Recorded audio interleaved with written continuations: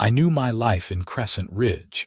Colorado was about to become a bureaucratic nightmare the moment I saw Deborah Whitmore standing on my front porch with a clipboard at 7:30 in the morning, her breath forming angry little clouds in the frigid February air.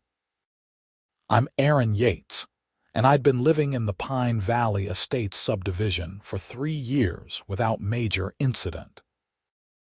I worked as a software engineer from home, kept to myself mostly, and had the kind of relationship with my neighbors where we'd wave but rarely talked beyond casual pleasantries about the weather.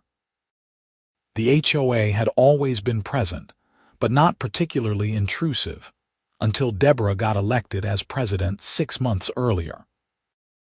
She was one of those women who turned homeowner association leadership into a full-time crusade, the kind who measured grass height with an actual ruler and kept a color-coded binder of covenant violations. "Mr. Yates," she said sharply as I opened the door, already clutching my coffee mug like a lifeline, "I need to discuss a serious violation with you." I looked past her at my driveway, which I'd cleared of snow the previous evening after a decent storm dropped about 8 inches on us. The asphalt was visible, scraped clean down to the surface. My sidewalk was clear. Even the little walkway to my front door had been shoveled. "What violation?" She thrust a piece of paper at me. "You violated Section 7.3 of the HOA covenants by performing snow removal after the designated time period. Snow removal must be completed within 12 hours of snowfall cessation. The snow stopped at 6 p.m. yesterday. You didn't begin clearing until approximately 7 p.m. and you finished at 8:30 p.m. That's 14.5 hours after cessation." I stared at her, then at the paper, then back at her. "The snow stopped at 6 p.m. yesterday evening. I started clearing at 7. That's 1 hour, not 14 hours. The snow stopped at 6 a.m. yesterday morning," she corrected, her voice taking on that particular tone people use when they think they've caught you in a lie. "I have time-stamped photographs. Deborah, it literally snowed all day yesterday. I watched it snow while I was working. It was still snowing at 5 p.m. when I took a break." She pulled out her phone and showed me photos that were clearly from yesterday morning, around dawn, showing my driveway with maybe 2 inches of snow and clear skies visible. "These were taken at 6:15 a.m., clear skies, snow had stopped." "That was the first band," I said, trying to keep my patience. "We got another 6 inches throughout the day. That's how Colorado weather works. Multiple bands, multiple accumulations." "The primary snowfall event had concluded," she said primly. "The covenant is clear. 12 hours from cessation of precipitation. That deadline was 6 p.m. yesterday. You were in violation." She tapped the paper she'd handed me. "That's a $200 fine payable within 30 days. I looked at the notice more carefully. Sure enough, it cited Section 7.3, claimed I'd violated the time requirement and demanded $200. This is insane. Everyone cleared their snow yesterday evening, the whole neighborhood. Everyone else began within the compliance window, even if they finished later," she said. "You didn't begin until after the deadline. I have to enforce the covenants uniformly, Mr. Yates. I don't make the rules." "You're interpreting them," I pointed out, "and you're interpreting them wrong." Her expression hardened. "The fine stands. You can appeal to the board at next month's meeting if you wish, but I should warn you that I've never seen the board overturn one of my enforcement decisions. Good day, Mr. Yates." She turned and walked back down my steps, her boots crunching on the salt I'd scattered. I stood there in my doorway, cold air flooding in, looking at this ridiculous fine notice and feeling my blood pressure rising. $200. Because this woman had decided that a storm with multiple bands only counted from the first band, even though we'd gotten 3/4 of our accumulation in the later bands. I went inside and immediately pulled up the HOA covenants on my laptop.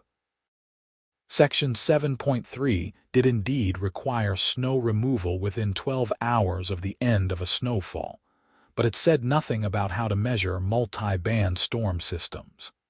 It also had some other interesting provisions I'd never paid much attention to before. Section 7.5 required all homeowners to keep fire lanes clear at all times. Section 7.7 required the HOA to maintain common areas, which included the fire lane that ran behind our section of the subdivision. I'd noticed over the past few weeks that the HOA had been pretty lax about clearing that fire lane. It was a 20-foot wide access road that emergency vehicles could use to reach the backs of our properties. In theory, the HOA was supposed to contract with a snow removal service to keep it passable.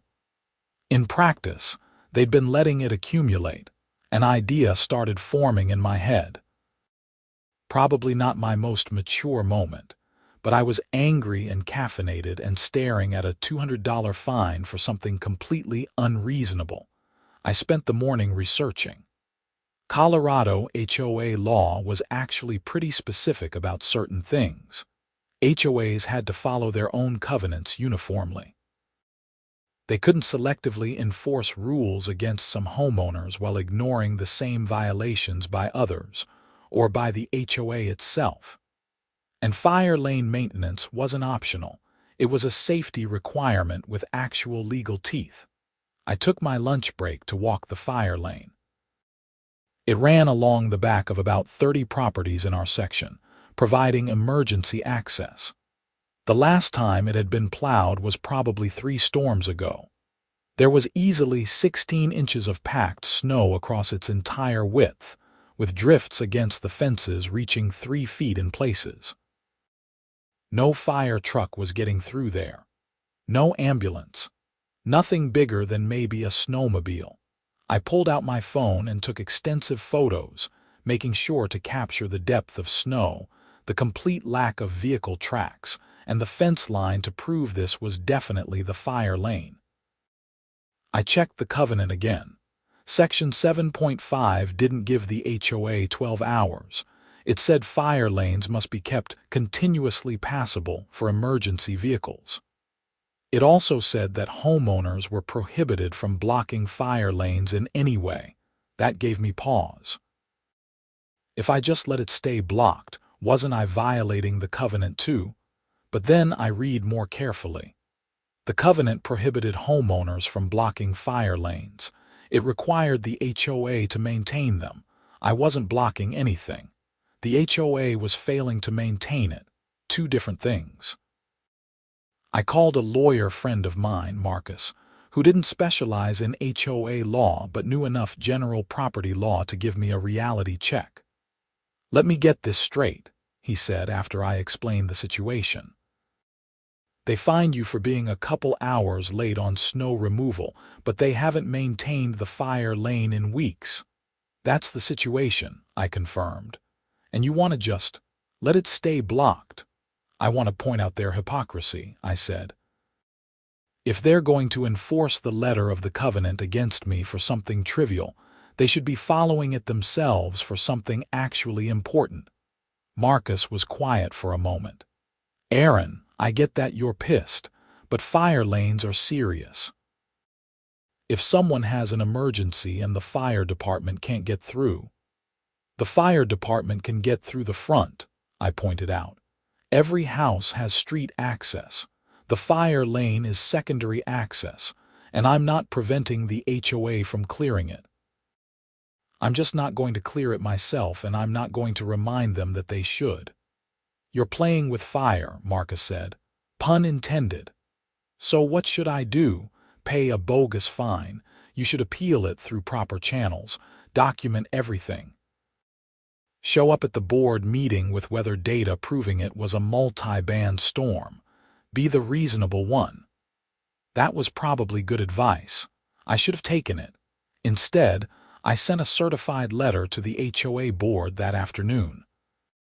I formally disputed the fine, cited the multi-band nature of the storm, included printouts from the National Weather Service showing precipitation continuing through 5 p.m., and requested a hearing. I also included copies of my photos of the fire lane, along with a polite observation that Section 7.5 appeared to be in violation, and that I hoped the board would address this safety concern promptly. That last part was my mistake, probably. It came across as petty and retaliatory, even though the fire lane really was a legitimate safety issue. But I was annoyed and wanted to make a point. The response came 3 days later. The fine was upheld. No hearing was granted. The letter, signed by Deborah, stated that my appeal was without merit, and that the fire lane was being addressed according to normal maintenance schedules. It also warned me that failure to pay the fine within 30 days would result in additional late fees and potential lien action against my property. The fire lane, I noticed during my evening walk, remained completely unplowed. Over the next week, we got 2 more decent snowfalls. 4 inches on Tuesday, another 6 on Friday. I dutifully cleared my driveway and sidewalk within the 12-hour windows, making sure to start well before any possible deadline. The fire lane accumulated another 10 inches, now completely impassable. The snow had been there long enough that people had started using the far end of it as a dumping ground for the snow they cleared from their own driveways.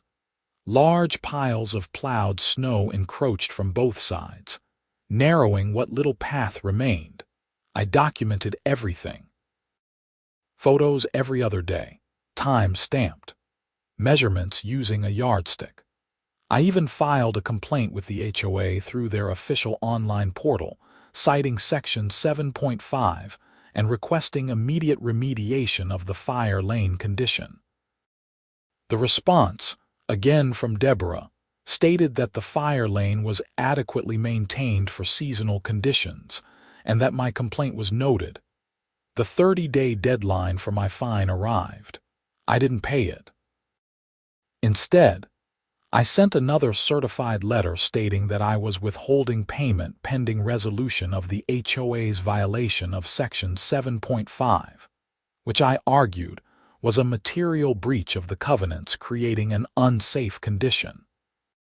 I cited Colorado Revised Statutes Section 3833.3302, which gave me the right to withhold assessments under certain circumstances if the HOA was in violation of its own obligations.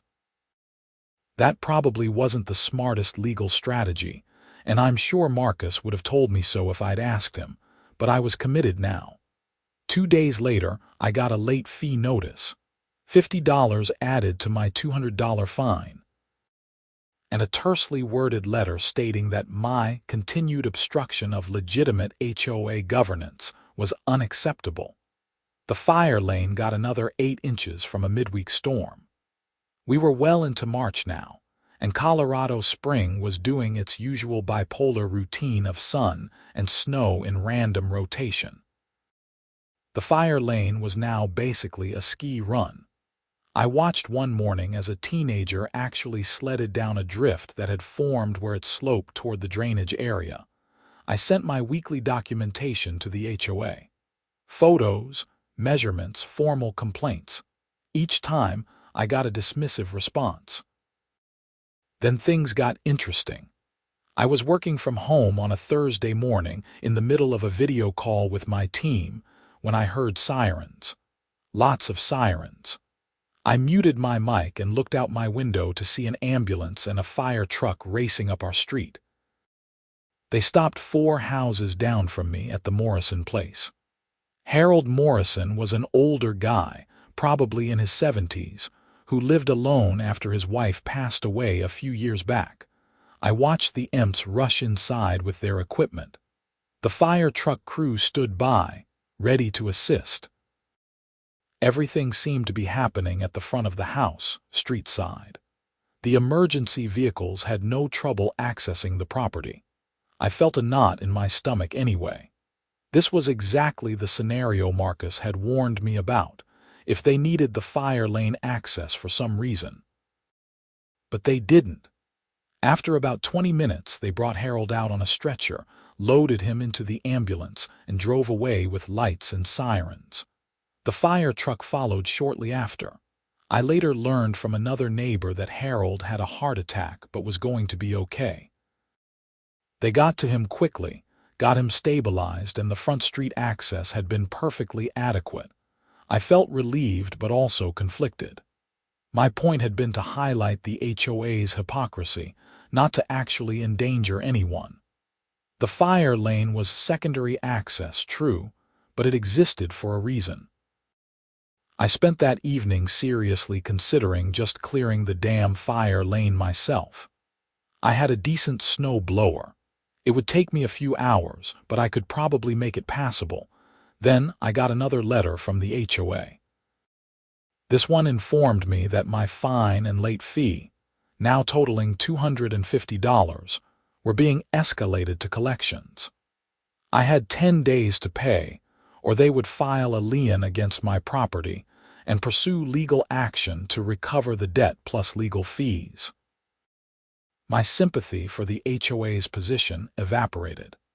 They were going to put a lien on my house over a bogus $200 fine, but they couldn't be bothered to maintain basic safety infrastructure they were legally obligated to maintain. I called Marcus again.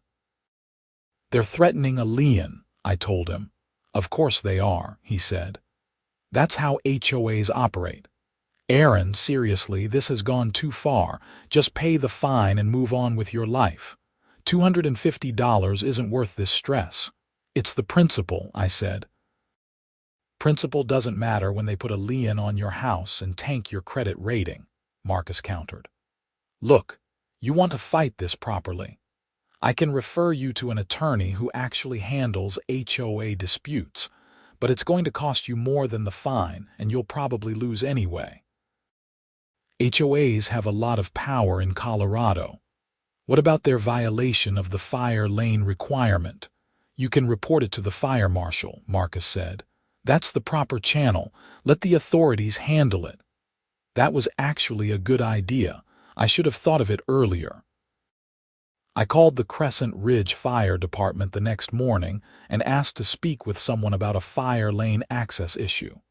I got transferred to Deputy Fire Marshal Patricia Reeves, who listened patiently while I explained the situation. "You're in Pine Valley Estates?" she asked. "Yes, the section off Pinecrest Drive." "I know it. We've had concerns about that HOA's maintenance before. Can you send me photos showing the current condition?" I emailed her everything I had. 3 weeks of documentation, measurements, the works. She called me back that afternoon. "Mr. Yates, this is definitely not compliant with fire code. That lane needs to be passable for our apparatus. I'm going to schedule an inspection and will issue a notice to the HOA if it's as bad as your photos suggest." "How long does that usually take?" I asked. "I can get someone out there next week. Then we'll give them a reasonable timeline to remediate before we start issuing citations." Next week. Another storm was forecast for the weekend. By the time the fire marshal inspected it, we'd probably have close to 3 feet of accumulated snow in that lane. The weekend storm delivered. 12 inches of heavy, wet snow that bowed tree branches and knocked out power to parts of the neighborhood. I spent 3 hours clearing my driveway with my snow blower, making absolutely sure I was in compliance with Section 7.3. Started 8 hours after the snow stopped, finished within 10. The fire lane was now a winter wonderland. The snow was so deep that the fence posts were barely visible. It looked like a pristine, untouched field of white, beautiful and completely impassable. Monday morning, I saw Deborah's car parked in front of my house. She was sitting inside, engine running, apparently waiting for me. When I came out to go check my mail, she got out and approached me. "Mr. Yates, I understand you contacted the fire marshal about the fire lane." "I did," I confirmed. "It's a safety issue. Section 7.5 of the covenants requires it to be maintained." Her expression was tight with anger. "You're doing this as retaliation for your fine." "I'm doing this because it's a legitimate safety concern that the HOA has been ignoring for over a month." "The HOA has limited resources," she said. "We have to prioritize main roads and common areas that affect the most residents." "The fire lane is a common area," I pointed out. "And it's specifically required by covenant to be maintained. Not suggested. Required." "You know what I think?" Deborah stepped closer, her voice dropping. "I think you're a petty, spiteful person who can't handle being held accountable for violating the rules. So you're manufacturing problems and wasting everyone's time. I think you're selectively enforcing covenants to the letter when it suits you and ignoring them when it doesn't," I replied. "That's not leadership, that's hypocrisy." "Your payment is now 8 days overdue," she said coldly. "In 2 days, we file the lien. I suggest you consider whether your principal is worth destroying your credit rating." She turned and walked back to her car, got in, and drove away. I stood there in the cold, wondering if I'd let this spiral too far out of control. Marcus was right. This was going to cost me more than the original fine, in money and stress. The smart move was to pay up and move on, but I was so tired of people like Deborah. People who got a tiny bit of power and wielded it like a weapon. People who hid behind rules when it suited them and ignored rules when it didn't. People who made life harder for everyone around them just because they could. I went inside and sent one more certified letter to the HOA board. In it, I formally requested an emergency board meeting to address the fire lane issue, which I argued constituted a safety emergency. I cited the upcoming fire marshal inspection and suggested that it would be in everyone's best interest to resolve this before official citations were issued.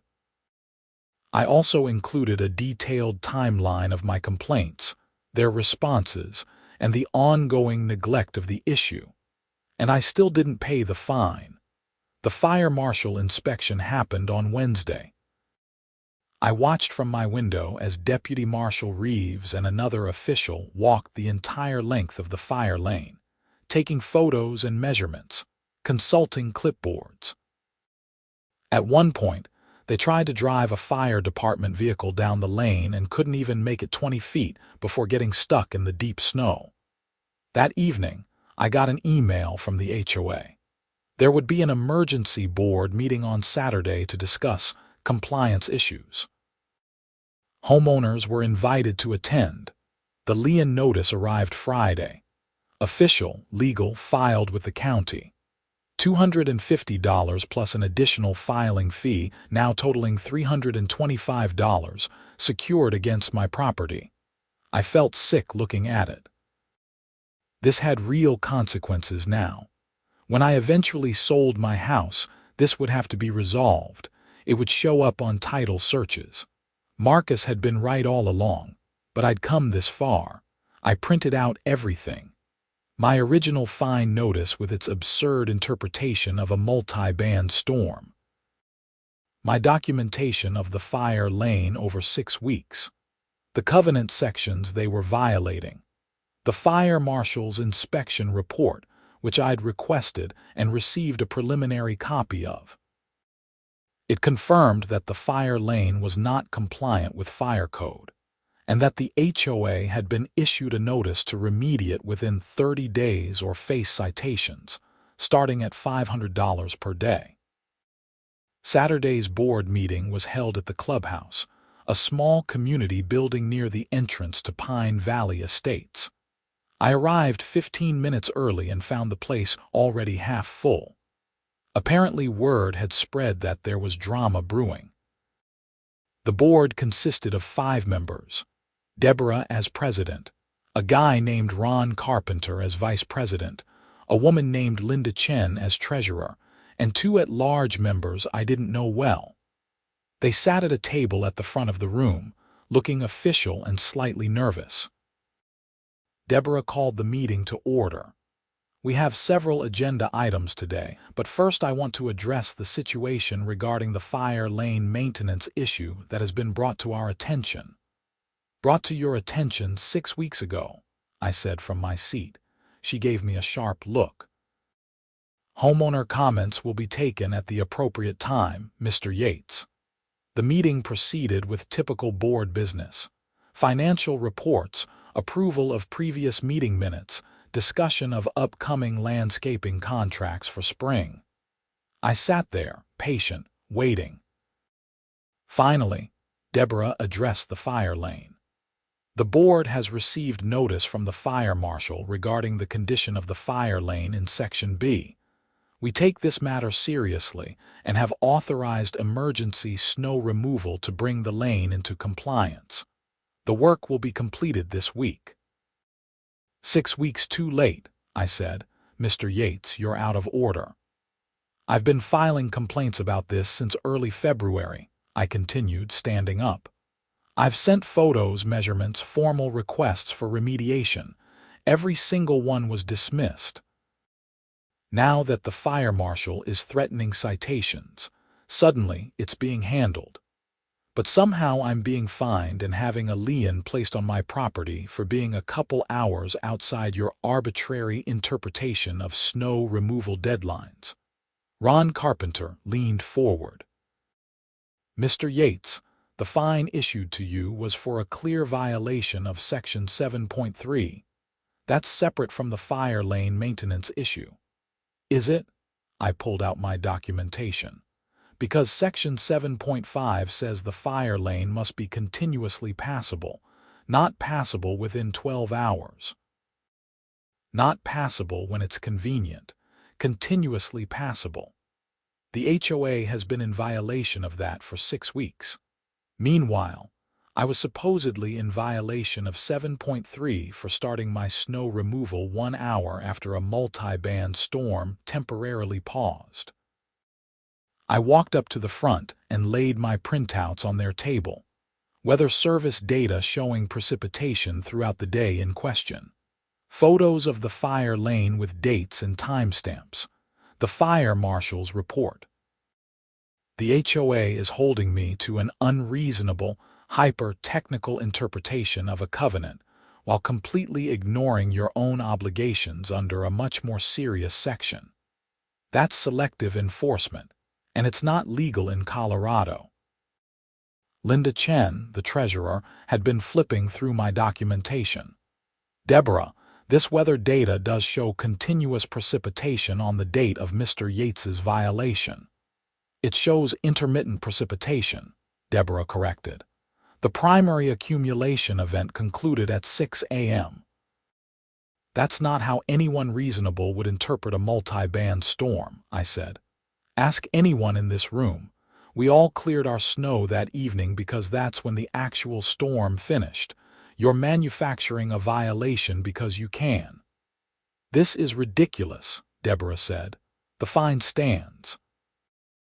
Mr. Yates, if you wish to continue disputing it, you can take it up with our legal counsel. Your legal counsel is going to tell you that you're wrong, I said. Selective enforcement is prohibited under Colorado Revised Statutes 3833.3 You can't hold homeowners to standards you don't follow yourself. One of the at-large board members, a younger guy named Tom, spoke up.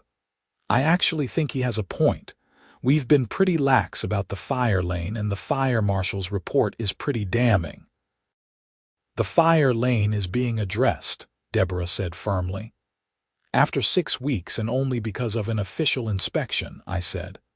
Meanwhile, my lien is filed and active. I want it removed. I want the fine rescinded. And I want a formal acknowledgement from this board that the HOA was in violation of Section 7.5 for over a month, while simultaneously enforcing trivial violations against homeowners. "That's not going to happen," Deborah said. "Then I'll see you in court," I replied. "Because that lien gives me standing to sue for improper enforcement, and discovery is going to be very interesting." The room had gone quiet. Other homeowners were watching this unfold with obvious interest. Several people pulled out their phones, probably recording. Ron Carpenter looked uncomfortable. "Maybe we should table this discussion and review the matter in closed session." "No," Deborah said. "The fine stands. The lien stands. This meeting is adjourned." "You can't just adjourn in the middle of," I started, but she was already gathering her papers and standing up. The other board members looked at each other uncertainly. Linda Chen said, "Deborah, I really think we should discuss this further." "Closed session," Deborah snapped. "We'll meet this week and address it." She walked out. The other board members reluctantly followed, leaving a room full of confused and murmuring homeowners. I stood there, frustrated but not surprised. Deborah had backed herself into a corner and was too proud or too stubborn to back down. Over the next few days, I consulted with an actual HOA attorney that Marcus referred me to. Her name was Jennifer Morneau, and she'd spent 15 years litigating HOA disputes in Colorado. "You have a decent case," she told me after reviewing everything. "Selective enforcement is definitely a viable argument. The fire lane negligence combined with hyper-technical enforcement of your snow removal creates a clear pattern of unreasonable governance." "What will it cost?" I asked. "To file suit and take it through initial motions?" "Probably $3,000 to $5,000. If it goes to trial, more, but most of these settle once the HOA realizes they're going to lose. $3,000 to $5,000 to dispute a $200 fine." The math didn't make sense, but the principle still burned. "Do it," I said. "File the suit." Jennifer nodded. "I'll draft the complaint this week. We'll sue for removal of the lien, rescission of the fine, attorney's fees, and an injunction requiring the HOA to follow its own covenants uniformly." "Is there any way to recover the costs if we win?" "Colorado law allows for attorney's fee recovery in HOA disputes if you prevail, and can show the HOA acted unreasonably. Given this fact pattern, I think we have a good shot." The lawsuit was filed 10 days later. I had the satisfaction of seeing Deborah's face when she was served with the complaint. She was out checking mailboxes, probably looking for more covenant violations to cite, when the process server approached her. She read the first page and her face turned an interesting shade of red. She looked up at my house. I was standing in my front window with my coffee watching. I didn't wave, just watched. The fire lane, I noticed, had finally been plowed. A contracted crew came through with industrial equipment and cleared the entire length, even hauling away the piled snow that had encroached from the sides. It looked pristine and fully accessible for the first time in 2 months. Better late than never, I supposed. Though the timing was awfully convenient. The HOA's response to my lawsuit was predictable. They denied everything, claimed the fine was legitimate, argued that the fire lane maintenance was within reasonable parameters, and countersued me for unpaid assessments and legal fees. We were both digging in for a fight. The preliminary hearing was scheduled for early May.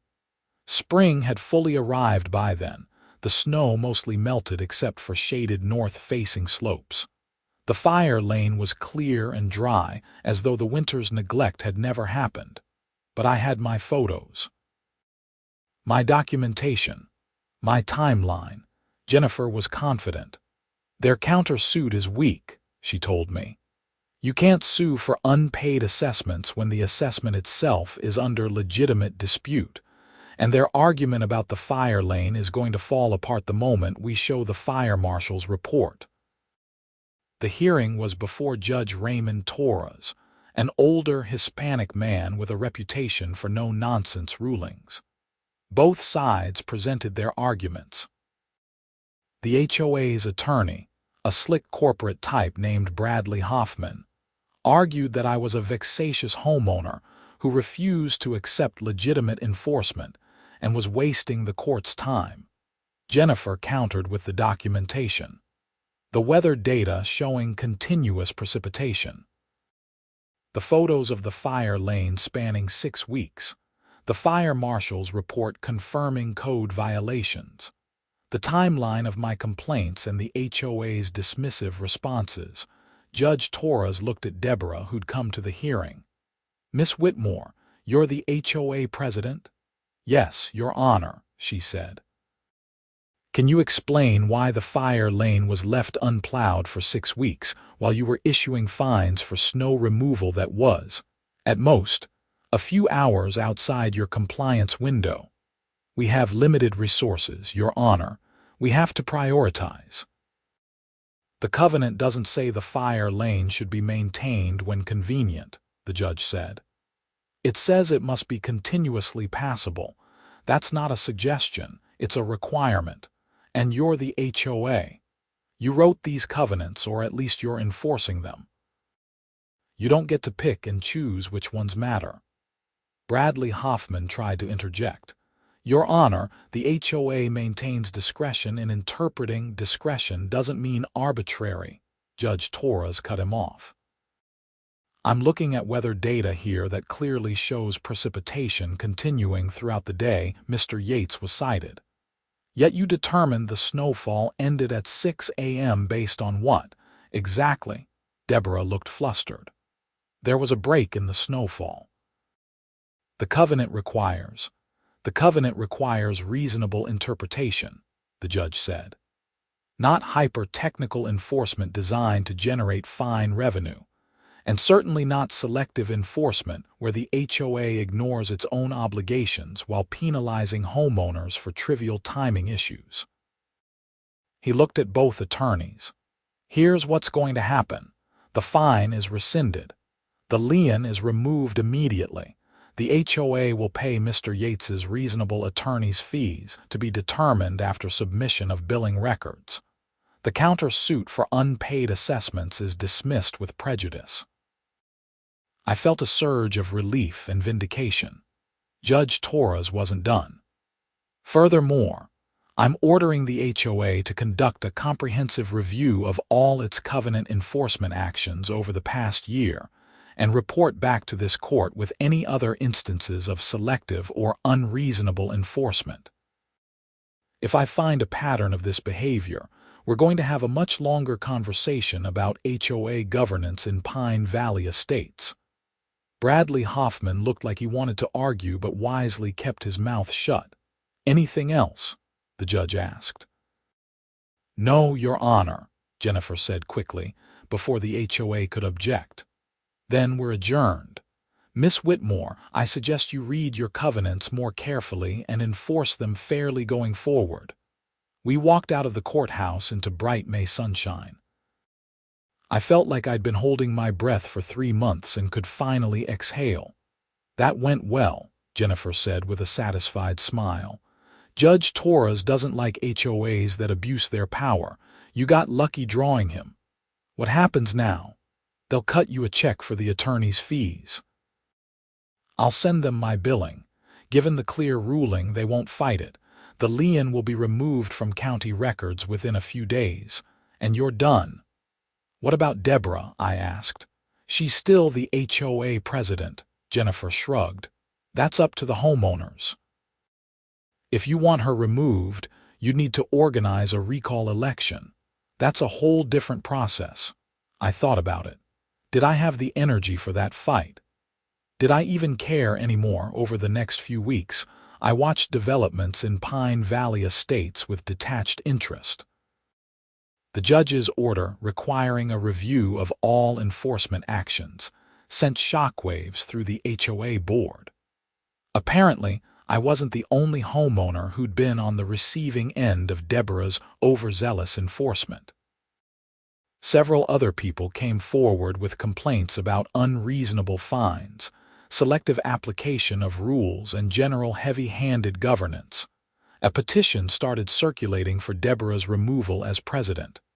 I signed it, but didn't actively campaign. I'd made my point. The lawsuit was over. I just wanted to go back to my quiet life. The recall effort gained momentum quickly. Turned out a lot of people had been quietly resentful of Deborah's leadership style, but hadn't spoken up because they didn't want to be targeted. My lawsuit gave them cover to voice their complaints. The recall vote was held in June. Deborah lost by a significant margin and was removed as HOA president.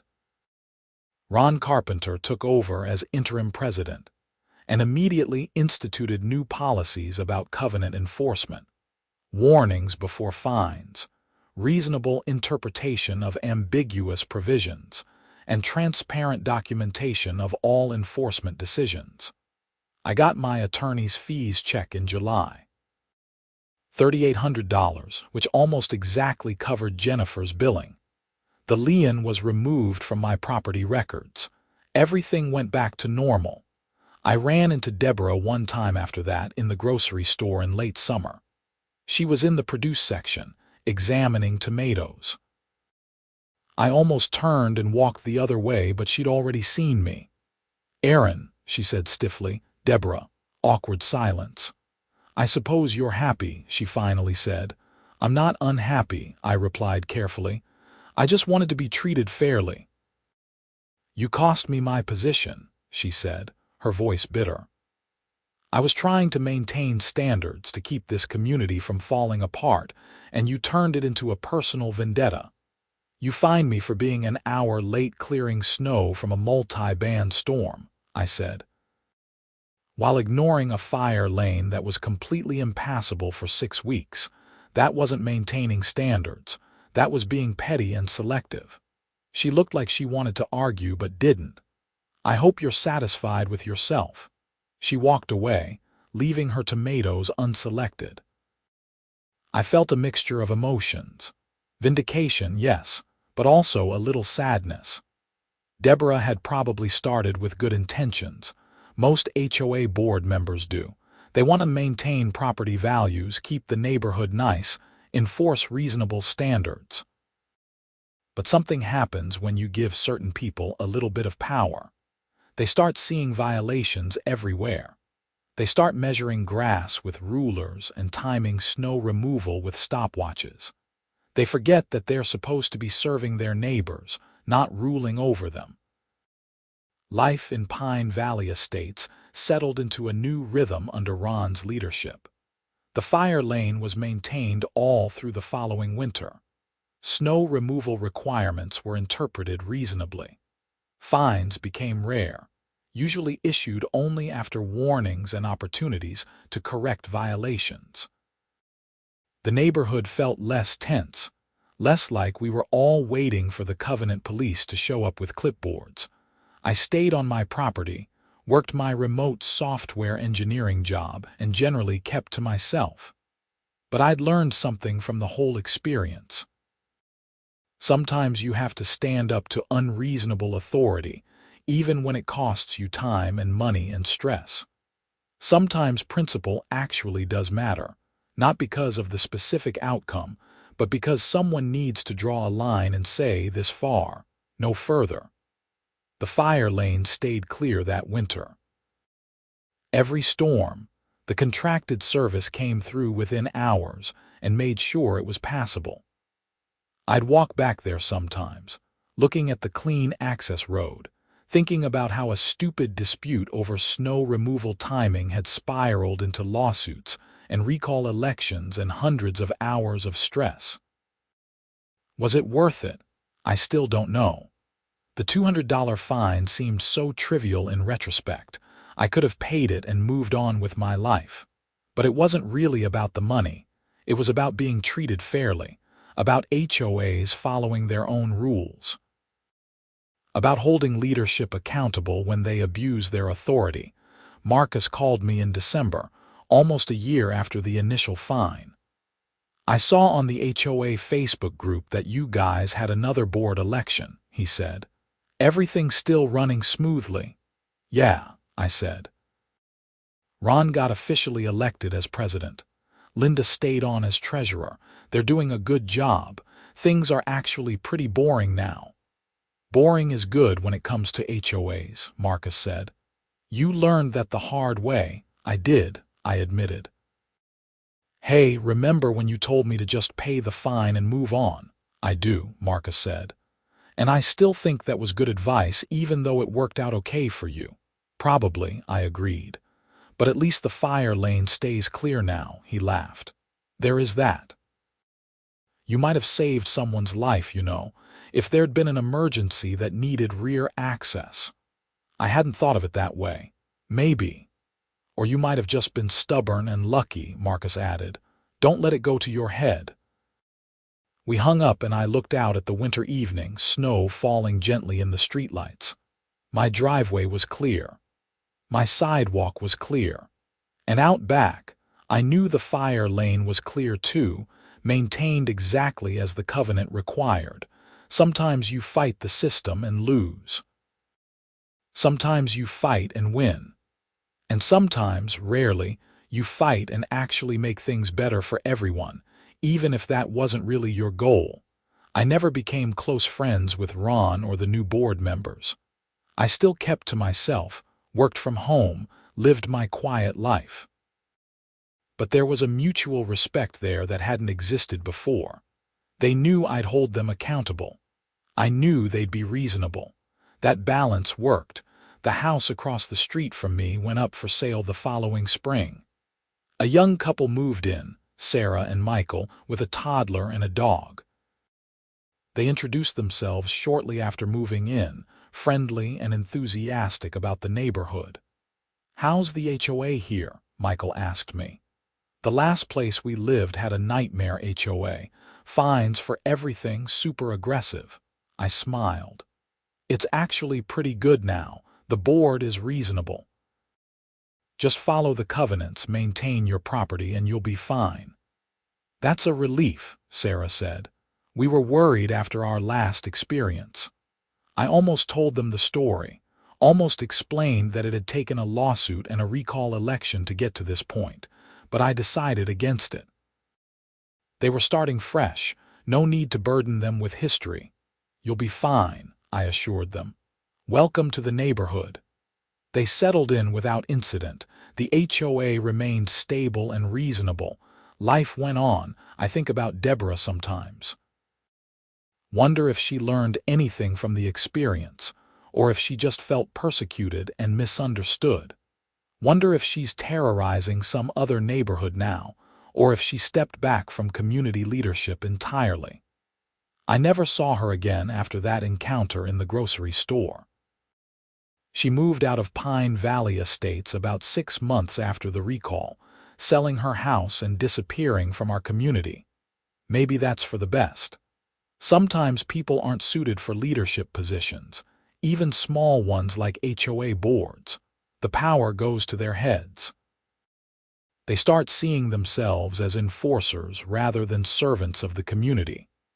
And when that happens, someone has to push back. I'm glad it worked out the way it did, even though the process was stressful and expensive and consumed months of my life.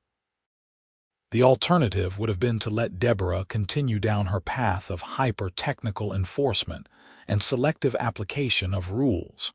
More people would have been fined unfairly. The fire lane would have continued to be neglected. The community would have become more tense and divided. Instead, we got new leadership, fair enforcement, maintained infrastructure. A neighborhood where people weren't afraid of their HOA. That's worth something. The snow falls every winter in Crescent Ridge. Storms come through, sometimes in multiple bands, dropping inches or feet of white powder across the landscape. And every time, I clear my driveway and sidewalk within the required time frame. Not because I'm afraid of being fined, but because it's the right thing to do.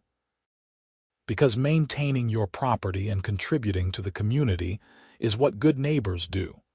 And every time, I walk back to check the fire lane, not because I'm looking for violations or planning another confrontation, just to make sure it's clear.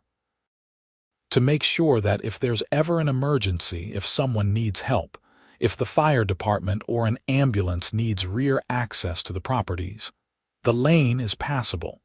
It always is now. The covenants that seemed so oppressive under Deborah's interpretation became reasonable guidelines under better leadership. The same rules, the same words, but applied with common sense and fairness rather than rigid literalism and selective enforcement. That's the lesson, I suppose. HOAs aren't inherently bad. Covenants and rules aren't inherently oppressive. It's how they are interpreted and enforced that matters. It's the people in leadership positions and whether they see their role as serving the community or controlling it. I served on the HOA board myself for a year, taking an at-large position after Tom stepped down.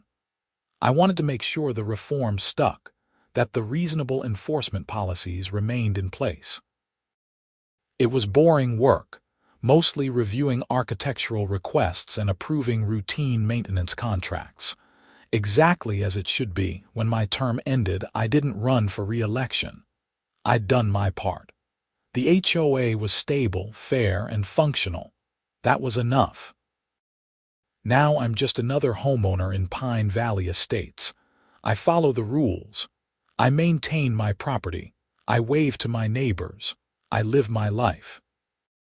And every winter, when the snow falls and I fire up my snow blower to clear my driveway, I think about that first fine notice Deborah handed me on that cold February morning. $200 for being an hour outside her arbitrary interpretation of a compliance deadline. The beginning of months of conflict and stress and legal battles. Was it worth it? I still ask myself that sometimes, and the answer is always the same. Yes, because the fire lane stays clear now. Yes, because the HOA treats people fairly. Yes, because someone had to draw a line. Sometimes you have to let things stay blocked, let problems become visible, let consequences mount, before anyone pays attention. Sometimes you have to be willing to fight over principles that seem small because they represent something bigger. The fire lane blocked all season was my line in the snow, the physical manifestation of hypocrisy and selective enforcement.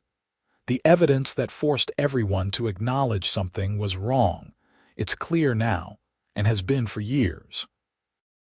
Emergency access maintained, covenants followed, community served. That's how it should have been all along. But sometimes you have to fight to get there. I'm at peace with how it all turned out. The stress, the legal fees, the months of conflict, they led to lasting positive change. Not just for me, but for everyone in Pine Valley Estates. The next person who gets a marginal snowfall during a multi-band storm won't be fined. The next emergency that needs rear access will have a clear path. The next homeowner who feels they've been treated unfairly will know that standing up to the HOA is possible. That legacy matters more than the cost. Spring arrives every year, melting the snow, revealing the ground beneath. The fire lane emerges from winter's white blanket, clear and passable, maintained exactly as required. And I stand at my back fence sometimes, looking at that access road, remembering when it was buried under 3 feet of accumulated snow while I received fine notices for being an hour late with my driveway. The irony still makes me shake my head, but it's resolved now. The battles are over. The lessons learned. The community improved, and that's the end of the story, really. An HOA that went too far, a homeowner who pushed back, a system that eventually self-corrected. Not with perfection, not without cost, but ultimately with justice and fairness prevailing. The fire lane stays clear. The covenants are enforced reasonably. Life goes on in Pine Valley Estates better than before because sometimes someone has to care enough to fight. I'm glad I was that someone, even though I never wanted to be.